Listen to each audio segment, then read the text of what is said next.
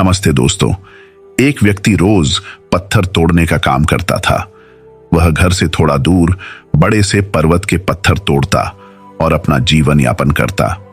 एक दिन उस व्यक्ति ने सोचा कि क्या हम जीवन भर यही काम करते रहेंगे? क्या हमारे जिंदगी में कभी आराम नहीं मिलेगा? बात सुनते ही उनके मन में एक असंतुष्टि की भावना उत्पन्न हो गई और वह अपने आप को कोसने लगा। असंतुष्टि की भावना के कारण उसे रातों में नींद आना बंद हो गई। वह हमेशा सोचने लगा कि मुझे बड़ा बनना है। एक रात जब वह सो रहा था तो उसे एक सपना दिखाई दिया।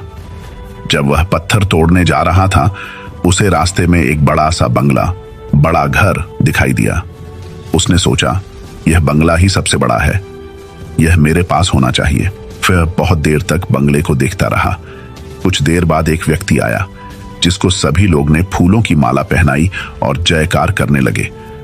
वह व्यक्ति कोई राजनेता था।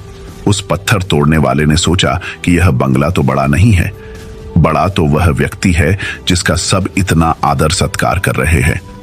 अब वह पत्थर तोड़ने वाला व्यक्ति सोचने लगा कि नहीं, मुझे अब नेता बनना है। बंगले और नेता को धूप में खड़े होकर देखते देखते पत्थर तोड़ने वाला पसीने से तरबतर हो गया। फिर उसने ऊपर देखा, उसे सूरज दिखाई दिया। तब उसने सोचा कि सबसे बड़ा यह सूरज है जो इतना ऊपर चमककर सबको रोशनी दे रहा है। मुझे भी कितने पसीने से तरबतर कर दिया, मुझे तो अब सूरज बनना है। वह सूरज को देख ही रहा था, तभी एक घना बादल आया और सूरज को ढक दिया। पत्थर तोड़ने वाला व्यक्ति ने सोचा, यह बादल ही सबसे बड़ा है जिसने पूरे सूरज को ढक दिया। वह व्यक्ति बादल को देख ही रहा था कि हवा का एक झोंका आया और बादल को दूर लेकर चला गया। पत्थर तोड़ने वाला व्यक्ति देखता रह गया, यह क्या हो रहा है?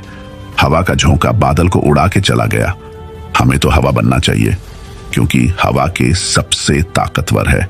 यह बात वह पत्थर तोड़ने वाला व्यक्ति सोच ही रहा था कि हवा एक पहाड़ से टकराई और हवा ने अपनी दिशा मोड़ दी। इससे पहाड़ टस से मस नहीं हुआ, यानी पहाड़ में दम है। हमें तो पहाड़ बनना है। तभी उसने देखा कि एक व्यक्ति आ रहा है और अपने हथौड़े से उस पहाड़ को टुकड़े टुकड़े कर रहा है। ये क्या हो रहा है? इतना बड़ा पहाड़ जो हवा के विशाल झोंके को रास्ता बदलने के लिए मजबूर कर दिया, टस से मस नहीं हुआ, उसे एक छोटा सा व्यक्ति तोड़ रहा है। व्यक्ति बार बार सोच रहा था, नहीं, यह नहीं हो सकता, यह कभी नहीं हो सकता।